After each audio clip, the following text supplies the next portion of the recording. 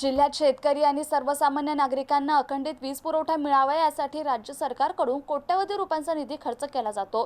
मात्र प्रत्यक्षात शहर आणि ग्रामीण भागात मोठ्या प्रमाणात लोडशेडिंग आणि अपुऱ्या सुविधांमुळे नागरिक त्रस्त झाल्याने महावितरणच्या बैठकीत शिवसेना नेते आमदार अंबादास दानवे यांनी आक्रमक भूमिका घेत महावितरण अधिकारी आणि कंत्राटदार एजन्सींना जोरदार धारेवर धरलं। सरकार निधी देते, जनता वेळेवर बिल भरते, मग नागरिकांना अंधारात का राहावे लागते, असा संतप्त सवाल दानवे यांनी अधिकाऱ्यांना केलाय। कंत्राटदार एजन्सींना आगाऊ पेमेंट करूनही प्रत्यक्ष कामे वेळेत होत नाहीत, निकृष्ट दर्जाची कामे केली जातात, तक्रारींना प्रतिसाद दिला जात नाही आणि त्याचा थेट फटका शेतकरी आणि सर्वसामान्य नागरिकांना बसत असल्याचा आरोप अंबादास दानवे यांनी केला।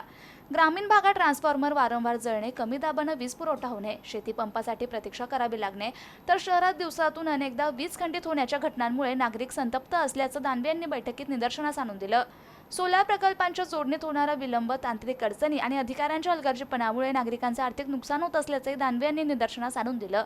कामचुकार अधिकारी आणि निष्क्रिय एजन्सीवर कठोरात कारवाई राज्य सरकार आणि महावितरण प्रशासनाने करावी, अन्यथा शिवसेना जोरदार आंदोलन करेल असा इशारा अंबादास दानवे यांनी यावेळी बैठकीत दिलाय।